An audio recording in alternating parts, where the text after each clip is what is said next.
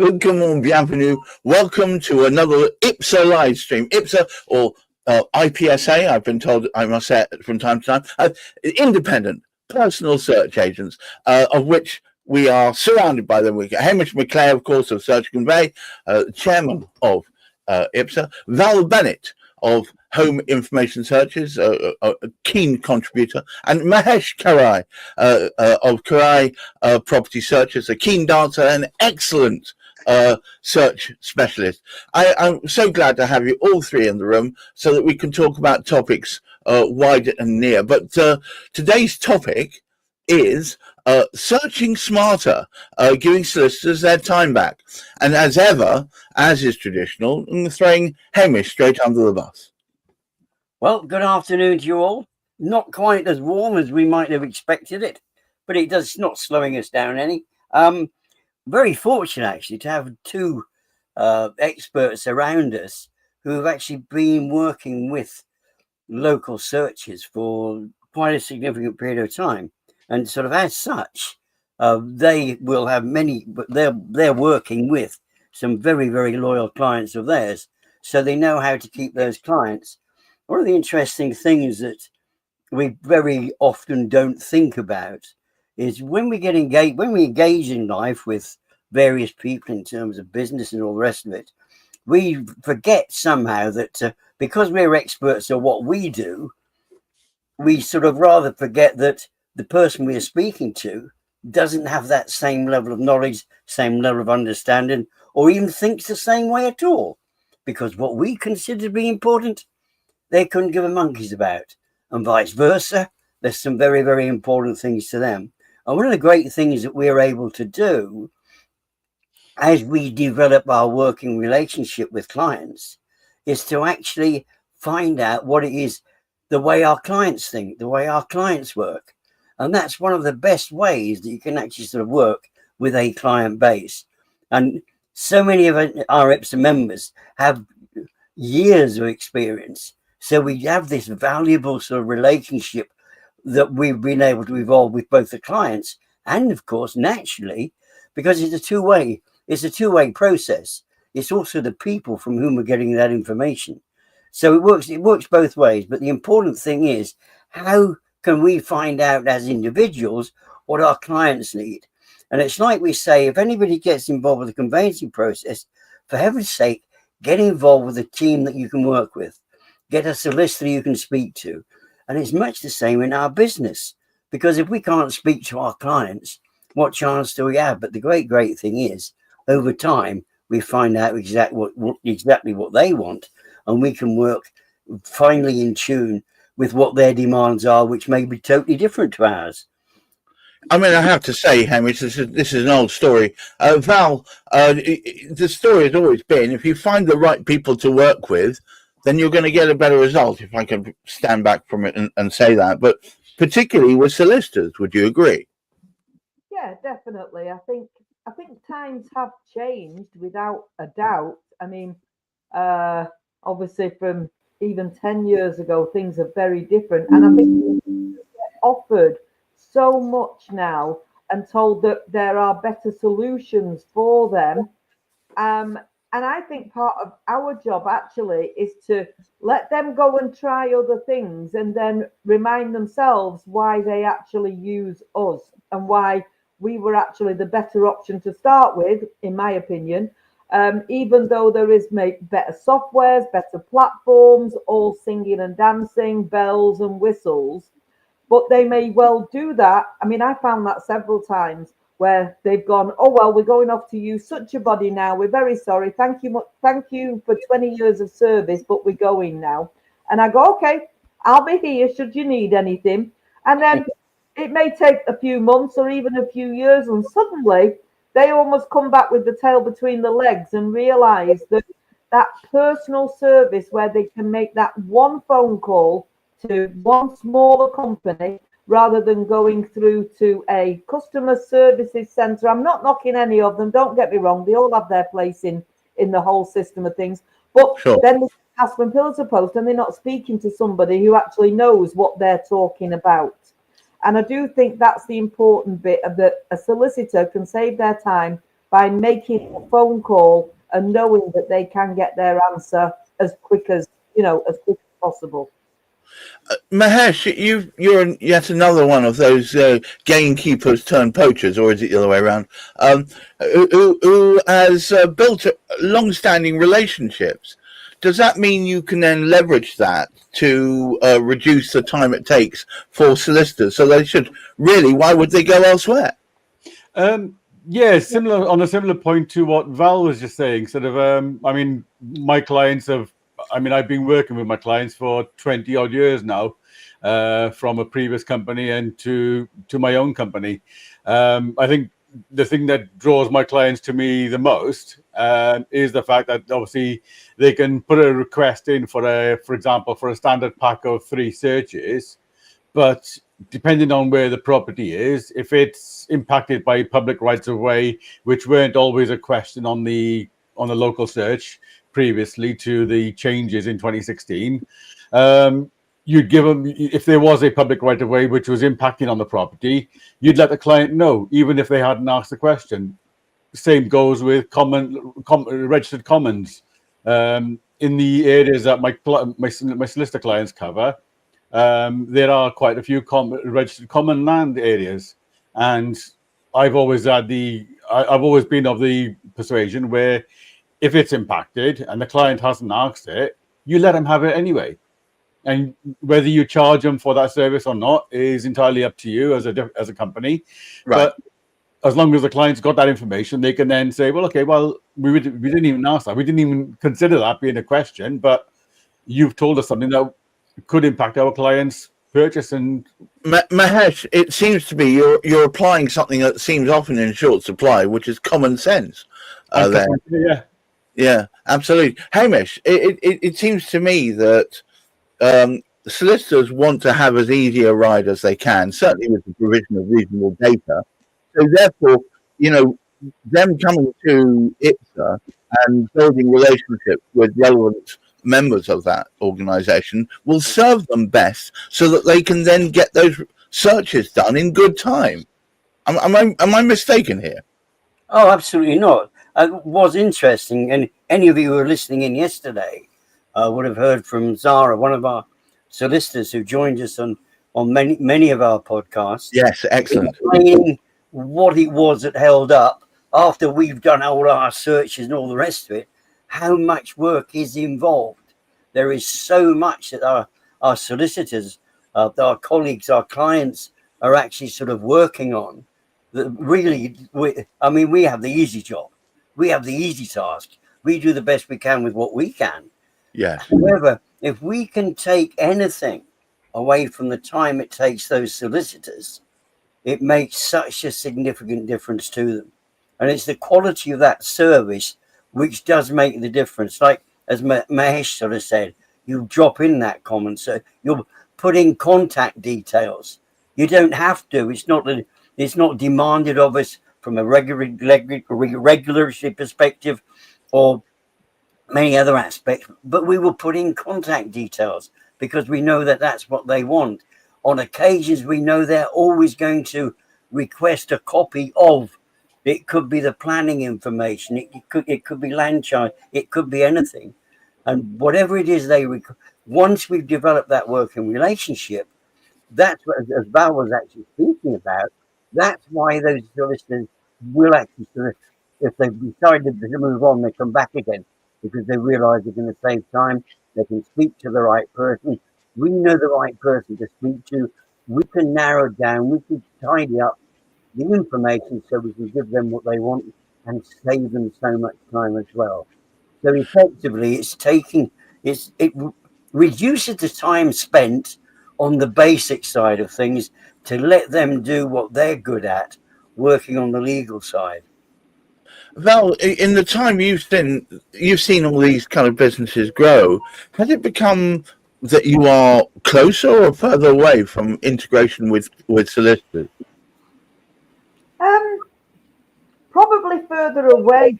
I think there's there's the main ones that will stay with you forever no matter what, because they just don't want to change and they're old school, and they know that they just phone you up and say, have you got an email address for this? Have you got a phone number for that? You almost become a bit of a PA for them, that when they're not sure who to ring or what to ask for, they come to us and ask us, who do we speak to? Right. Then you've got, I think, sort of the next generation who are there purely for the IT of everything. They want everything. Well, they think it's better to get everything on the systems and to be able to do everything. They think like that.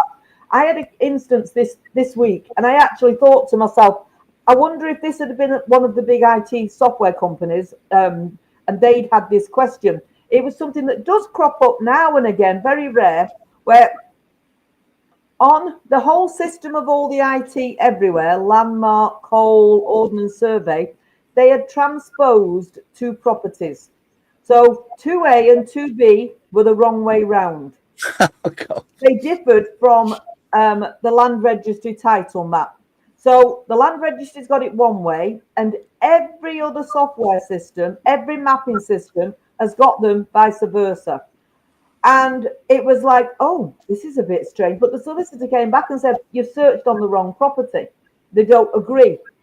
And I was able to speak very quickly to somebody at the council offices and say, look, I'm not sure who's done this wrong, but somebody has. And they said it was that if the error was on their side, the council, when they'd originally named and numbered it, and it was a matter of emailing them so that then they can issue emails out to everybody involved to get those two properties changed back around the right way.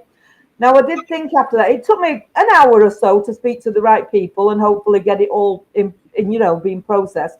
But I thought, I wonder if that solicitor had rung up one of the bigger names and spoke to customer services and tried to explain to them that the houses were the wrong way round.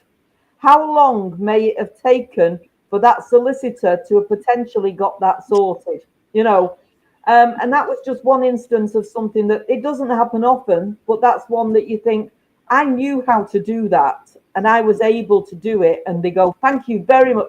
And I could give them corrected reports really quickly going, this is the right property, don't worry about it. It's all good. And this is right now. And I've left everybody to it.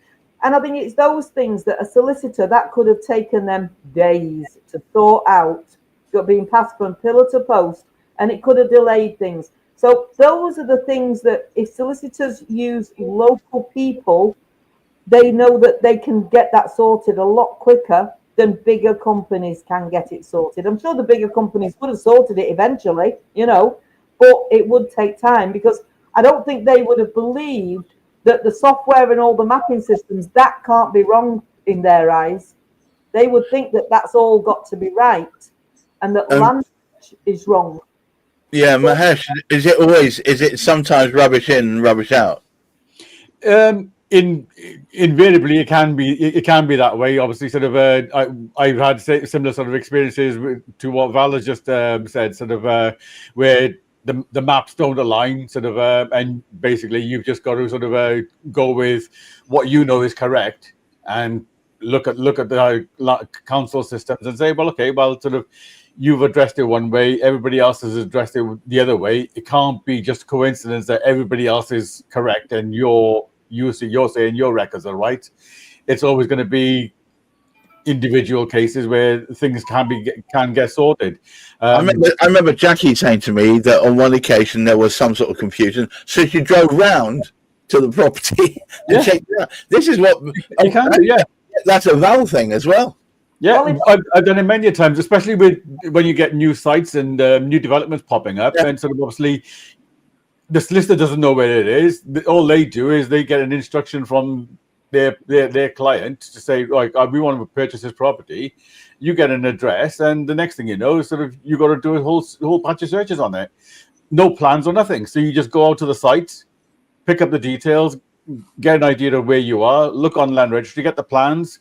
Go onto the planning website. You can get all the information off there, and away you go. And so, Val, this sort of things happen to you, I guess. Well, what I did in this instance, the property wasn't too close to me, but I actually went onto the IPSA site and I found an agent who actually lived only 3 miles away from the property and from the area. And I emailed him and said, any chance you can just go round there and have a look and tell me which way round these houses are, please? You know, and yeah, he said, I've got to pick the kids up from school and I'm going to be passing actually. So half an hour later, I get an email back going, this is the way round it is. I couldn't take a photo because there was people around, but that's A and that's B, and I've been to see it. And again, that was the beauty of IPSA, that I could find somebody on there and go, I know, I've had an invoice from you and I know, oh, hang on, you're only 3 miles away from where this property is. Go and have a look for me. And off he went and had a look, you know. So again, that was the beauty of knowing the people who know the area and say, you go and have a look at this for me because you're closer than I am. Hamish, it appears to me that if you've got a personal search agent who actually knows the area and is really focused on what's going on, they'll be far more likely to know any weirdnesses or any things that don't necessarily follow, far better than, for instance, as Val says, there's a place for all of us in this, but far more likely than where you go to a customer services section who then pass you on to and you get a different agent every time you speak up. And it seems to me that local knowledge is critical here. Well, it's, I mean, right the way through, it does actually benefit the solicitor as well, because what we've actually sort of found with the availability of data, it could well be that it's a solicitor in sort of Manchester who's carrying out, he's working on a property in Oxfordshire. Now, what does he know about Oxfordshire? Well, that solicitor doesn't know anything about it. But working with an IPSA member, sort of say like Val, who's based in Manchester, Val can actually get in touch with I think there's several of us who cover Oxfordshire, it matters not. But she can get in touch with whichever one it happens to be, because we will know the area.